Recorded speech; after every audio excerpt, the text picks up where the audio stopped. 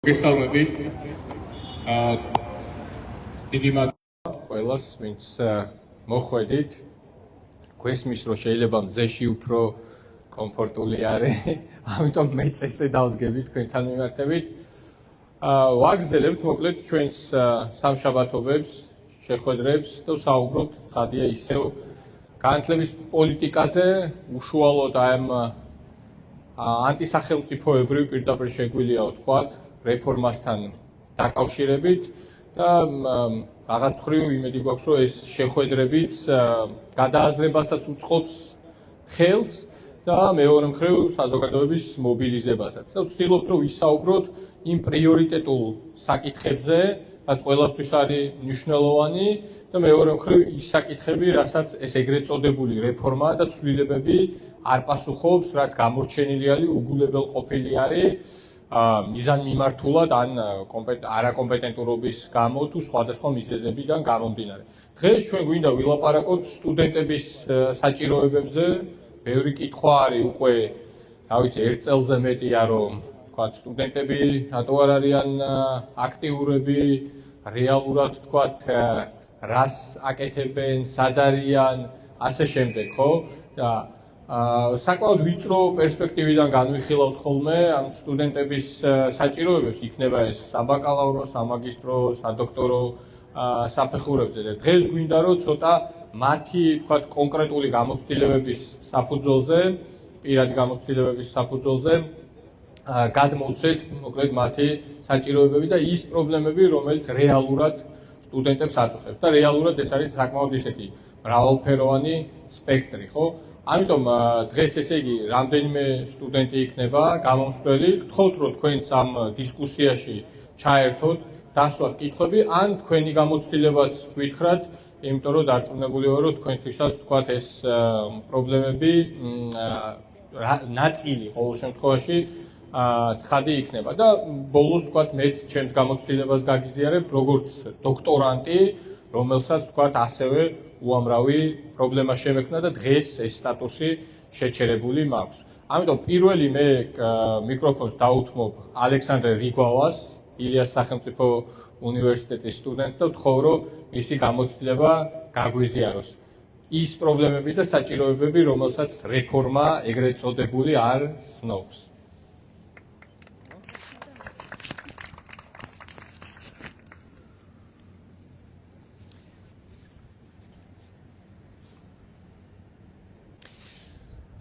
გამარჯობა, დიდი მადლობა, რომ მომეცით ეს შესაძლებლობა სტუდენტების პრობლემებზე ველაპარაკა. Რომ ვფიქრობდი, რაზე უნდა მელაპარაკა და რა იყო ის პრობლემები, რომელიც ქართულ სტუდენტებს აწუხებდა, ძალიან ბევრი რამ მომდიოდა თავში, მაგრამ ბოლოს გადავწყვიტე უბრალოდ ჩემი გამოცდილება გამეზიარებინა თქვენთვის. სამ ნაწილად დავყავი ეს პრობლემები. პირველი არის, რა თქმა უნდა, ის პრობლემები, რომელსაც სტუდენტები აწყდებიან ჩამოსვლისთანავე, რომელსაც საფუძველს, ფუნდამენტს აძლევს ის პრობლემები, რომელიც განათლებაში და ზოგადად ქვეყანაში არსებობს სკოლის პერიოდიდანაც და ზოგადად ქვეყანაში. მეორე არის უკვე ის პრობლემები, რომელიც თან დასდევს ამ უმაღლეს განათლებას და შემდეგი არის სტუდენტის რეალიზაციის პრობლემები. მე მაგალითად აფხაზეთიდან ვარ, დევნილი ვარ, რომელმაც ჩავაბარე 2019 წელს. რა პრობლემები მქონდა მე? პირველ რიგში ყველაზე ძიმე რაც იყო და რაც ყველაზე ძიმე გადასალახი იყო, არის საზოგადოებაში ინტეგრაცია. თბილისი არ არის პატარა ქალაქი, თბილისი დიდი ქალაქია და რა თქმა უნდა, ჩემი მსოფლმხედველობა და ჩემი გამოცდილება დიდად განსხვავდებოდა სხვა სტუდენტებისგან. Რო ჩამოვედი, სანამ ჩამოდიოდი უნივერსიტეტს რომ ვირჩევდი, ჩემმა რეპეტიტორმა მირჩია, უნარების რეპეტიტორმა მირჩია ილიას სახელმწიფო უნივერსიტეტი. ასე მითხრა, ეგ შენ უფრო გიხდებაო და მართალიც აღმოჩნდა, ილიას უნივერსიტეტი იყო ის უნივერსიტეტი, რომელმაც მიმიღო და ძალიან ხელი შემიწყო საზოგადოებაში ინტეგრაციისთვის. ამას სპეციალურად აკეთებენ მაგალითად ეთნიკური უმცირესობებისთვის, აქვს პროგრამები 4+1, სადაც 1 წელი ამზადებენ ამ სტუდენტებს, რათა დაეწიონ იმ დონეს, რომელსაც უნივერსიტეტი მოითხოვს და შემდგომ უკვე გააგრძელონ სწავლა. ეს იყო ის პრობლემა, რომელიც სანამ ჩაობარებდი მქონდა და ამის გადალახვაში უნივერსიტეტი ძალიან მაგრად დამეხმარა, მაგრამ მეორე პრობლემა უკვე იწყება 2022 წლიდან. ჩამოსვლისთანავე პრობლემა არ მქონია საცხოვრებლის პოვნაში, რაც ძალიან ბევრ სტუდენტსაა, განსაკუთრებით იმათ, ვინც რეგიონებიდან ჩამოდიან. მაგრამ ფასები იმდენად გაძვირდა 2022 წლის შემდეგ, რომ ფიზიკურად აუტანელი გახდა ცხოვრება, თან სწავლა, თან მუშაობა, გვიწევდა რესურსების ეკონომია და ეს ძალიან რთული იყო და ძალიან დიდ წნეხთან და სტრესთან იყო დაკავშირებული, რაც მართლა აისახებოდა, გულსრფელად აისახებოდა განათლების დონეზე და ხარისხზეც. რისი ბრალია ასეთ პირობებში რო უწევს სტუდენტებს სწავლა? პირველ რიგში ეს არის სახელმწიფოს ბრალი. სახელმწიფო ფიზიკურად ვერ ახერხებს შესთავაზოს სახელმწიფო უნივერსიტეტის სტუდენტებს ნორმალური პირობები, ნორმალური საერთო საცხოვრებელი. მე მაგალითად 2019 წელს ცხოვრობდი ბაგებში, სტუდქალაქში. მე მართალია ვცხოვრობდი ნაქირავებინაში, დევნილების კორპუსი რო არის 2-17 სართულიანი, მაგრამ ჩემი თვალით მაგ ნანახი რა დღეში არის სტუდსაცხოვრებელი, სადაც თბილისის სახელმწიფო უნივერსიტეტის სტუდენტები სწავლობენ. თუ გახსოვთ იმედმა და რუსთავმა რო დადო ტექნიკური უნივერსიტეტის კადრები და რითიც ცდილობდნენ ტექნიკური უნივერსიტეტი გაეშავებინათ, ინფრასტრუქტურა რო იყო ცუდად მოწყობილი. კითხვა გამიჩნდა ეგრევე, რატომ არ დადეს საერთო საცხოვრებლის კადრები, სადაც წყალი ჩამოდის სახურავიდან, სადაც არის გაუსაძლისი პირობები და რთულია მან სტუდენტმა იცხოვროს და თან განათლება მიიღოს. ხოლო რაც შეეხება საერთო საცხოვრებელს, ამაზე საუბარი დაიწყო ბოლო პერიოდში, განსაკუთრებით 2022 წლიდან, როცა მასიურად დაიწყო გაუკონტროლებელი მიგრაცია რუსეთის უკრაინაში შეჭრის შემდეგ. და რუსეთიდან ჩამოსული დევნილების რელოკანტების გამო ბინების ფასმა საშინლად იმატა და უკვე ფიზიკურად ვერ შეძლეს სტუდენტებმა ეკირავათ ნორმალური საცხოვრებელი ბინები. ამის საპასუხო დაიწყო, რა თქმა უნდა, სტუდენტური მოძრაობა და მოითხოვეს სახელმწიფოსგან საერთო საცხოვრებლები და ერთ-ერთი პირველი, თუ არა ერთადერთი უნივერსიტეტი, რომელიც დათანხმდა მსგავს მოთხოვნაზე იყო ილიას სახელმწიფო უნივერსიტეტი. მე მახსოვს პროექტიც იქნა შემუშავებული, პრეზენტაციაც იყო ამ საერთო საცხოვრებლის და შერჩეული იყო ადგილი, სადაც უნდა აშენებულიყო. მაგრამ ეს ვერ განხორციელდა, ვინაიდან მე როგორც ვიცი და როგორც ხვდები, სახელმწიფოსგან არ იყო მზაობა და არ იყო დაფინანსება. ხოლო საერთო საცხოვრებლების აშენება სახელმწიფო უნივერსიტეტებში პირველ რიგში სახელმწიფოს ვალდებულებაა. მეორე პრობლემა, რასაც სტუდენტი აწყდება უნივერსიტეტში სწავლისას, არის ის, რომ მას სჭირდება ფული. ვინაიდან უკვე ვახსენეთ, რომ საცხოვრებლის ფულია გადასახადი, თვითონ ცხოვრებაც საქართველოში ძალიან ძვირია, ამიტომაც სტუდენტი იძულებულია, რომ დამატებით შემოსავალზე იზრუნოს, რადგან სტიპენდია არის სასაცილო, თუ არ ვთქვი, სემესტრში 1500 ლარამდე გამოდის, ხო? საპრეზიდენტო სტიპენდია და თვეში 300 ლარია. ბინებს რო გადავხედოთ, უბრალოდ რო გავხსნათ ნებისმიერი საიტი, სადაც ბინების ქირაობა შეიძლება, 300 ლარად ვერაფერს ვერ იშოვით, გამორიცხულია ერთოთახიანი ბინაც შეუძლებელია მოძებნოთ რა.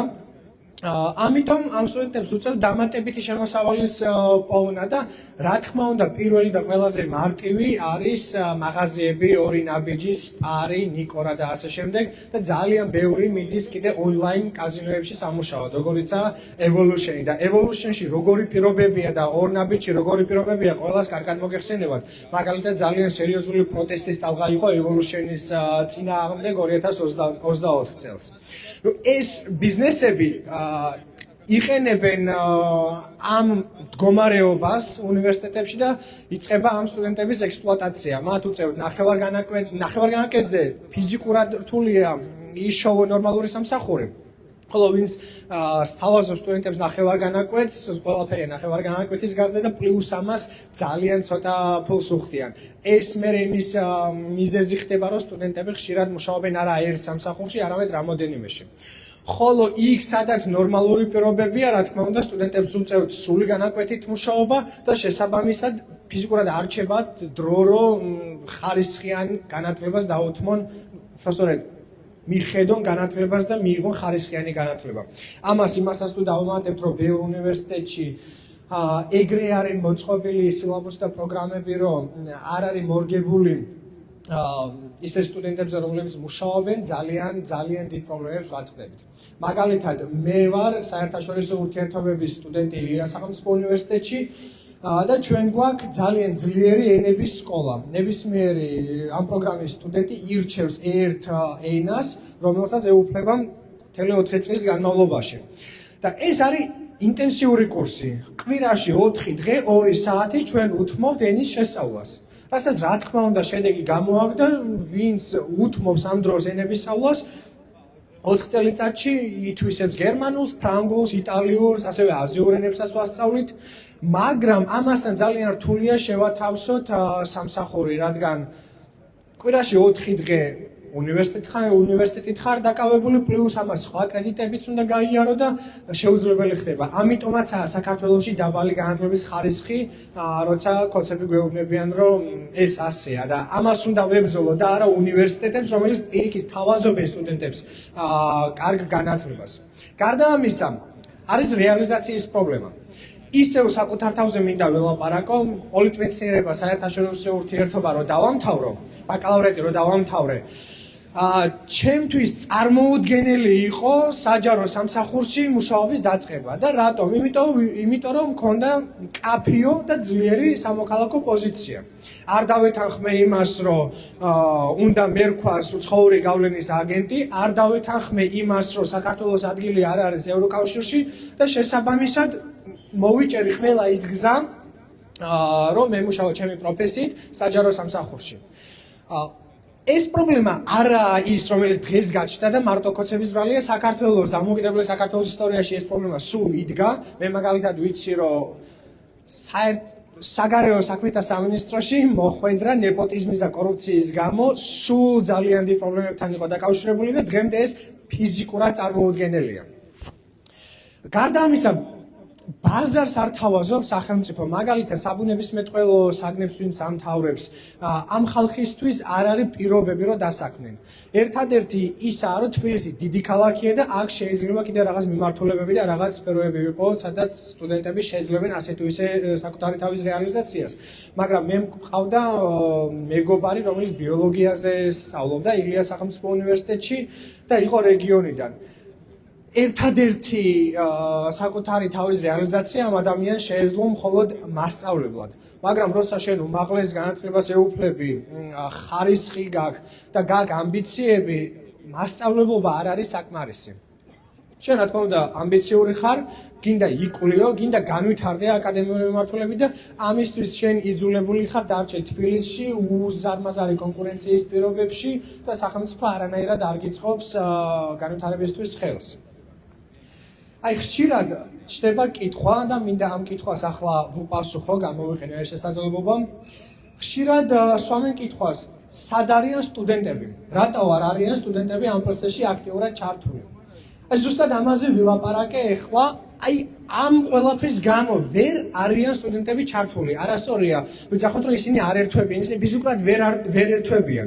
როცა შენ დილით გადიხარ სამსახურში, მერე ბრუნდები საღამოს მიდიხარ უნივერსიტეტში და უნივერსიტეტიდან დაბრუნებული დაღლილი კიდე უთმობ დროს, რომ მასალები მოამზადო შემდეგი ლექციისთვის, რადგან დილით ამას ვერ ახერხებ, ისევ სამსახურში ხარ წასასვლელი.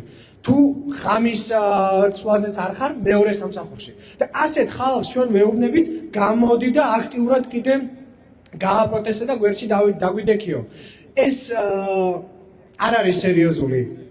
ამის წინააღმდეგ ვიბრძვით ჩვენ და გვინდა რომ ერთხელ და სამუდამოდ ეს პრობლემა მოგვარდეს.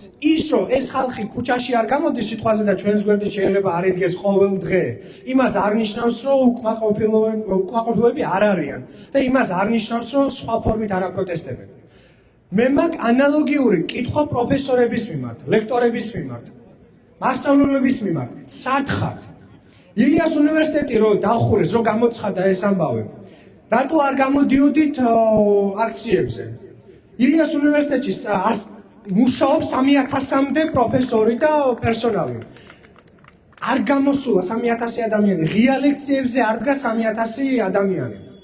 თესეუს და ტექნიკურის გაერთიანებაზე რო იყო საუბარი. სად იყვნენ სხვა სახელმწიფო უნივერსიტეტის რექტორები, ლექტორები, პროფესორები?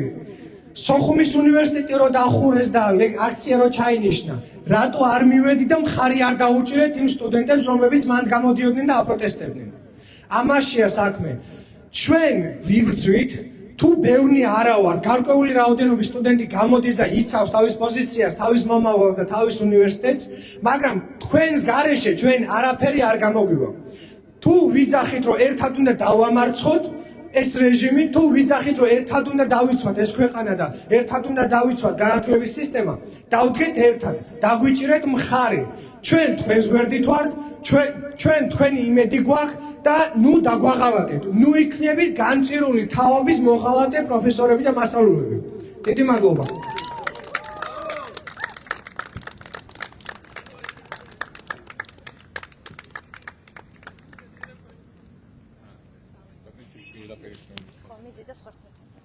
მადლობა ალექსანდრეს ისეთი ემოციური გამოსვლისთვის, რაც ჭირდება ნამდვილად, იმიტომ რომ ეს კითხვები რეალურად არსებობს, ეხლა დასასმელი არის, აქამდე დასასმელი იყო და ნამდვილად სტუდენტების მხრიდან თუ პროფესორ მასწავლებლების მხრიდან თუ ინსტიტუციების მხრიდან არის ნამდვილად მეტი აქტიურობა. საჭირო დრო არ გაგვიგრძელდეს. პირდაპირ გადავიდეთ მეორე გამოსვლაზე, ირაკლი ჭინჭარაული თესეუს ისტორიის მიმართულებაზე სწავლობს და შემდეგ უკვე კიდევ ერთ ადამიანს ვთხოვთ და ბოლოს მოკლედ შევაჯამებთ და ცხადია აუდიტორიას დავუთმოთ დროს, თუ ან კომენტარები, ან კითხვები გააჩნდათ. მოგესალმებით. ძალიან გამიხარდა, რომ დღესაც მოვედი აქ და მინდა ვისაუბრო იმ სტუდენტების იმ პრობლემებზე, რომელსაც რა თქმა უნდა ეს ეგრეთ წოდებული რეფორმა, რომელსაც უკვე ქვია დეფორმა, არ პასუხობს. მე ვარ დუშეთიდან, დუშეთის მუნიციპალიტეტიდან, სადაც უამრავი ჩემი ხელა ახალგაზრდა აქ მოდის და სწავლობს იმისთვის, რომ მიიღოს ხარისხიანი უმაღლესი განათლება. სამწუხაროდ ძალიან როგორც ბევრი ასეთი ძალიან შორეულიდან მაღალმთიანი სოფლებიდან ჩამოსული სტუდენტები აქ ძალიან დიდ გასაჭირში არიან. ბევრი ისაუბრა ალექსანდრე იმასთან დაკავშირებით, რომ საცხოვრებელი და ეს ქირის ფასები არის ძალიან მაღალი, რომ სამუშაო პირობები სტუდენტებისთვის არის ძალიან კაბალური და ერთგვარად ხდება მონა და ექსპლუატირებული ხდება, რომ ასე ვთქვათ, ხდება აი ამ სტუდენტებისთვის განათლებიდან და აი სწავლიდან ამოძირკვა. ეს არის ყოველად დაუშვებელი, ამას საერთოდ არ პასუხობს ეს რეფორმა, იმიტომ რომ რეფორმა კონცენტრირებული არის უნივერსიტეტების ავტონომიების შელახვაზე და თუ ასეთი მაგარი არის ირაკლი კობახიძე და ასეთი ვითარაი კონსტიტუციონალისტია, ისიც უნდა იცოდეს, რომ საქართველოს კონსტიტუციაში წერია 29 მუხლი არის, როგორც ვიცი, მესამე პუნქტში, სადაც სახელმწიფო ვალდებულია დაიცვას აღიაროს აკადემიური თავისუფლება და უნივერსიტეტების ავტონომია. და დღეს აი ამ რეფორმით თუ ხედავთ, რომ საერთოდ ყოველგვარ კონსტიტუციაზე საუბარი არის ზედმეტი, იმიტომ რომ ეს მთავრობა, როგორც ვიცით, არანაირ კონსტიტუციურ ფარგლებში და არანაირ კონსტიტუციურ საზღვრებში საერთოდ არ ჯდება. საერთოდ ეს რეფორმაც არ ჯდება. მეორე საერთიც, როდესაც საუბარი არის საცხოვრებელზე, სტუდენტების საერთო საცხოვრებელზე, ისიც უნდა გავიხსენოთ, რომ წლების განმავლობაში თბილისის სახელმწიფო უნივერსიტეტი ყოველთვის მოითხოვდა და აქციებს ატარებდა იმაზე, რომ ღირსეული საცხოვრებელი ჰქონოდეთ სტუდენტებს. ახლა სად არიან ის ადამიანები, რომლებიც ამას აპროტესტებდნენ და მაინტერესებს, რატომ არ არის მაგალითად აი ამ რეფორმაში, ეგრეთ წოდებულ რეფორმაში, რატო არ არის საუბარი იმაზე, რომ სტუდენტებს როგორი საცხოვრებელი უნდა ჰქონდეთ. მაგასთან დაკავშირებით, ახლა რამდენიმე თვის წინაც თქვი და რამდენიმე თვის წინ გავიგეთ ამ თბილისის სახელმწიფო უნივერსიტეტის სენატის გადაწყვეტილება, რომლითაც მე-7 კორპუსს, რომელიც არის სამასწავლებლებზე, სრულიად უსასყიდლოდ გააჩუქეს სახელმწიფოს საერთოდ არ გვეუბნებოდნენ, რომ საერთო საცხოვრებლის აშენებისთვის იყო საჭირო, მაგრამ სად ხედავთ ამას? რამდენი თვე გავიდა და ახლაც არ გვაქვს პასუხი იმაზე, თუ რა მიზეზით და რა მიზნით გააჩუქეს თესეუს კორპუსი სახელმწიფოს. ბევრის თქმა კი შემეძლო, მაგრამ ალექსანდრემ კიდევ გეუბნებით, ალექსანდრემ ბევრი რამ ისაუბრა, რაზედაც მეც მქონდა ამაზე ფიქრი და რაზეც მეც უნდა მესაუბრა. მაგრამ როგორც ალექსანდრისთვის, ასევე ბევრი ჩვენგანისთვის, რომელიც რეგიონიდან არის, სწორედ ეს ამ ერთ-ერთ საკითხს არ პასუხობს რეფორმა. რატომ არ არის რეფორმაში მაგალითად განსაზღვრული, თუ რომ სტუდენტებს რატო არ აქვთ ის ღირსეული სამუშაო პირობები და საცხოვრებელი პირობები, რაც მათ ასე ვთქვათ, ისინი იმსახურებენ.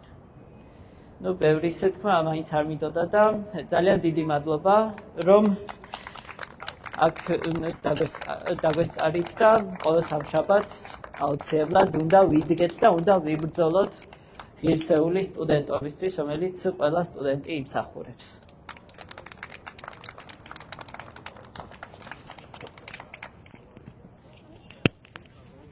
დიდი მადლობა ირაკლი. სანამ მე თვითონაც რაღაცა ორი სიტყვით ჩემს გამოცდილებაზე გეტყოდით, თან გამიხარდა, რომ დღეს, როდესაც მოვედით, ესე იგი, ჩვენთან ერთად არის ასევე ბატონი გურამ ლეგაშვილი, რომელიც სოხუმის შეგვიძლია ვთქვათ, რომ სოხუმის უნივერსიტეტის კურსდამთავრებული არის, იქ მუშაობდა და სოლიდარობის მიზნით ვთქვათ, მოვიდა ჩვენთან.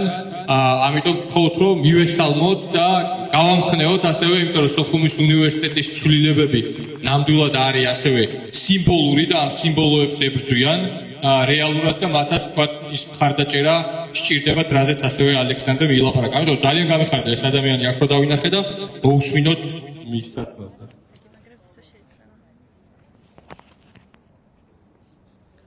გამარჯობათ, მოგესალმებით. ჩემთვის ძალიან დიდი პატივი არის აქ თქვენს წინაშე ყოფნა, მით უმეტეს რომ სანამ სოხუმის უნივერსიტეტში გავაგრძელებდი დოქტორანტურაში სწავლას, მე თესეუს კურსდამთავრებულიც ვარ და სიმბოლურია ხო, ახლახანს გავიგე რომ 15-20 წლის წინ, როდესაც ქოცების მამა მარჩენელმა ვიზინა ივანიშვილმა ეს კორპუსი გაარემონტა, სულ ახლახანს ამ თოვლებზე ჭერი ჩამონგრევია. ასევე სიმბოლურია, რომ ამ თესეუს ეზოს მშვენება იყო აი ეს ნაძვი და ასე დაასახიჭრეს. რა ვიცი, სახი აქვს დაკარგული, მე ძალიან გული დამწყდა ამაზე და ასე ანგრევენ მთლიანად განათლების სისტემასაც, როგორც ინგრევა ეს უნივერსიტეტები, ჩვენი უმაღლესი განათლება და იმედი მაქვს ძალიან დიდი, რომ მალე ეს რეჟიმიც ზუსტად ასე ჩამოინგრევა. და დიდხანს ვერ გაძლებს ის, იმიტომ რომ სხვანაირად არ შეიძლება. აი როგორც აიათოლების რეჟიმი ინგრევა დღეს ჩვენ თვალწინ, ასე უნდა დაინგრეს ეს რეჟიმიც. სხვანაირად შეუძლებელია. ამასთან სიმბოლურია, რომ იმდენად უცოდინრები არიან, საუნივერსიტეტო ისტორიაც კი არიციან, ისე ექცევიან, მაგალითად სოხუმის უნივერსიტეტს ისეთ მდგომარეობაში აყენებენ. ეს არის მეორე უნივერსიტეტი საქართველოში და ამასთან მეოთხე უნივერსიტეტია კავკასიაში. ეს იყო უპრეცედენტო შემთხვევა, როდესაც საბჭოთა რესპუბლიკების ფარგლებში, საბჭოთა კავშირის ფარგლებში ერთ რესპუბლიკაში ორი უნივერსიტეტი არსებობდა და აი ეს იყო ერთგვარი სიმბოლიზაცია, რომ სოხუმში ჰქონდა მეორე უნივერსიტეტი და 10 წლის თავზე, როდესაც 1979 წელს იქ უნივერსიტეტი გაიხსნა, ჩვენმა აფხაზმა ძმებმა რუსების წაკეზებით ჩვენ თქვია გვესწროლეს და იქიდან აი უნივერსიტეტში დაიწყო ზუსტად ეს პროცესები და აფხაზეთის გახლეჩვა და გაყოფა საზოგადოების სწორედ სოხუმის უნივერსიტეტის გახლეჩვის ფონზე მიმდინარეობდა და დღეს ამ უნივერსიტეტს ანგრევენ და ანადგურებენ, უტოვებენ მხოლოდ რამდენიმე ფაკულტეტს, ორ ფაკულტეტს და ერთი ფაკულტეტი GPA-დან უნდა მიუერთონ, რომელიც საერთოდ არასდროს არ ქონია. ესეც ზუსტად ჩვენი ხელისუფლების უცოდინობიდან გამომდინარეობს, იმიტომ რომ სოხუმში არსებობდა სოხუმის უნივერსიტეტთან ერთად სუბტროპიკული ინსტიტუტი და იქ იყო აგრარული მიმართულება და როდესაც ჩვენ სოხუმიდან გამოვყარეს, აფხაზეთიდან გამოვყარეს და უნივერსიტეტი გაყვეს ფაქტიურად შუაზე, აი იქ დარჩენილ აფსუათა ასე ვთქვათ, აფხაზურ სექტორს მიუერთეს სუბტროპიკული ინსტიტუტი და შესაბამისად აქედან გამომდინარე აქვს იქ სოხუმში დარჩენილ უნივერსიტეტს აგრარული მიმართულება და იმიტომ არ ქონდა თბილისში დევნილ აფხაზურ ქართულ ნაწილს ეს მიმართულება ჩვენთან და აი ესეთ ხელოვნურად ხდება ამ მიმართულების მიერთება, რომლის არც მატერიალური ბაზა არ გააჩნიათ ჩვენს უნივერსიტეტს, არც ინტელექტუალური ბაზა არ აქვს, შესაბამისად ადამიანთა კონტინგენტი არ აქვს ელემენტარულად, რომ ეს მიმართულება იყოს ჩვენს უნივერსიტეტში. და ესე სამწუხაროდ ასეთ უსუსურ შეცდომებს უშვებს ჩვენი ხელისუფლება და ეს არის ზუსტად მათი გაუნათლებლობის და გაუთვითცნობიერებლობიდან გამომდინარე და ყველაფერი რაც ხდება ჩვენს ქვეყანაში, რაც იყოს თსუ-სა და ვთქვათ ტექნიკური უნივერსიტეტის გაერთიანება, საიდანაც მოაკვონდათ, რასაც უშვებიან ილიას სახელმწიფო უნივერსიტეტს, ეს ხო წარმოუდგენელია, როდესაც ერთ-ერთ პროგრესულ უნივერსიტეტს სახელმწიფო უნივერსიტეტებს შორის ასეთ მდგომარეობაში აყენებენ და ეს არის ზუსტად იქიდან გამომდინარე, რომ ესენი არიან გაუნათლებლები თვითონ უმაღლეს დამთავრებულება და ვთქვათ დუსელდორფის უნივერსიტეტის მაგისტრობა არ ნიშნავს, რომ შენ განათლებული ხარ. ესენი არიან ბნელები, ჩვეულებრივი და ზუსტად ასე ექცევიან განათლების სისტემას საქართველოში. დიდი მადლობა, რომ დგახართ ქვეყნის სადარაჯოზე, როგორც პროფესორები, ასევე სტუდენტები და მე მადლობას გიხდით და სადაც იქნება საჭირო, ყოველთვის თქვენ გვერდით ვიქნები. მადლობა.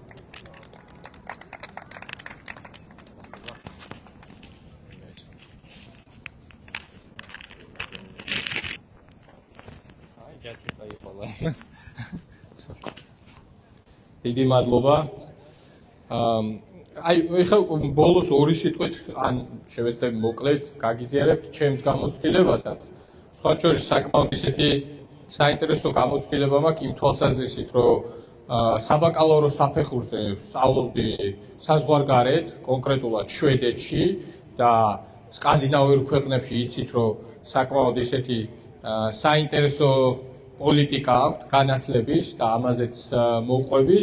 იქიდან, როდესაც დავბრუნდი სამაგისტრო საფეხურზე, ჩავაბარე სოხუმის უნივერსიტეტში და შემდგომ მეორე სამაგისტრო გავაკეთე თბილისის სახელმწიფო უნივერსიტეტში.